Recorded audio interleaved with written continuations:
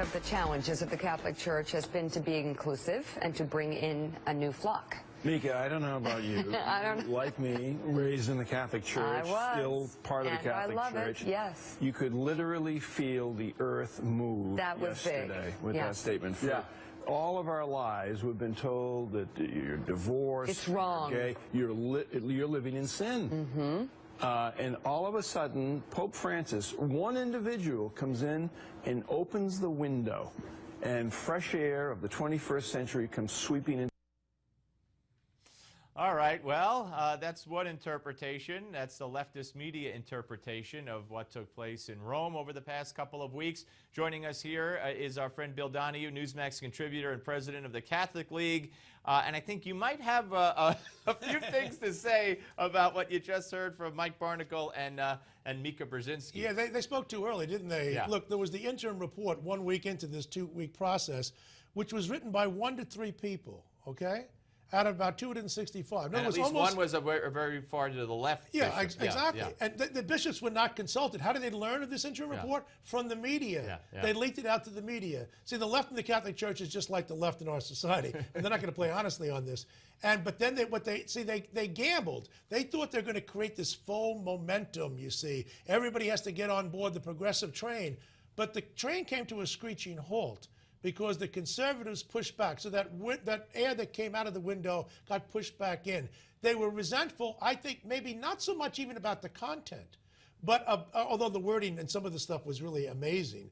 They're talking about homosexuals going to bring their gifts. Well, I happen to be straight. I'm not exactly sure what gifts I have. And would it only be true that gays have gifts and straights don't have gifts? I mean, this is psychobabble. And it blew up in their face because the bishops got angry, not so much about the content, but about the way it was done, the process. No one was consulted. So last Friday, there were 10 working groups, and they presented their summary statements. You could tell by Friday that this rosy language wasn't going to sell. And then, of course, the next day was the final report. So it's a much more balanced note in the end. They were talking about the positive effects of cohabitation, which as a sociologist, I wanted to be educated by these people because I don't know what they are. Yeah, and the media, of course, had to change their tune. But where are we now? Because, you know, and then I want to talk about what the Pope had to say on Sunday at the Mass. Right. But where are we with that report? What conclusions or what words did they actually end up with? On divorced and remarried, there's a real split. There's no question. That's the big split. And that's going to be done, that's the subject of further study. And over the course of the next year, the next synod, the last one on this issue, is October of 2015. When that's done and their final report is given, the Pope will then issue his document, which is a kind of a statement based off of it.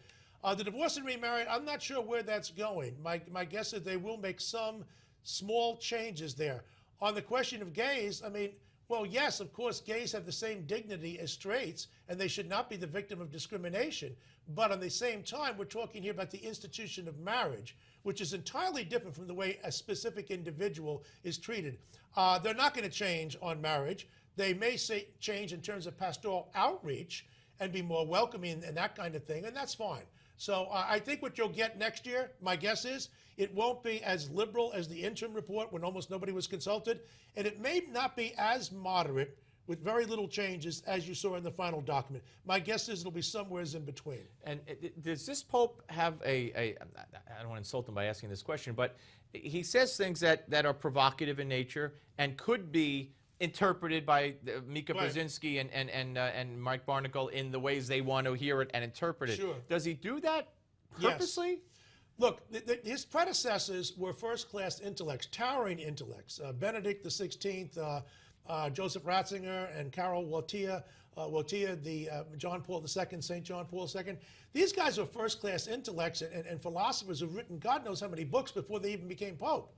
It's not true of our present Pope Francis. Now, I'm not saying he's not smart. I'm simply saying he's not an author. He's not used to the discipline of the language and thinking these things through. So he gives a lot of off-the-cuff interviews to 80-year-old atheists without a tape recorder, to making remarks off the cuff on the plane. Now, in one sense, it's endearing, because he's so blunt and refreshing. Right. On the other hand, it's a double-edged sword. There's a lot of confusion. It lacks clarity. Yeah. and it allows people who have their own agenda then to interpret it and run the ball. But they ran the ball up the field, but then they didn't go across the finish line. No, they didn't, and they're very, of course, Right. unhappy about that. We didn't have a chance to get to the Klinghoffer Opera, which Yeah. I know you were protesting at yesterday, Right. and the disgraceful mayor of New York City, Bill de Blasio, Oh, he's a who's disgrace. ripping Rudy Giuliani for protesting that. We'll get to that another time. It's always Sure. great to see you. Bill Donohue, Okay. ladies and gentlemen, Newsmax contributor and president of the Catholic League. And when we come back, we're going to talk about Scott Walker.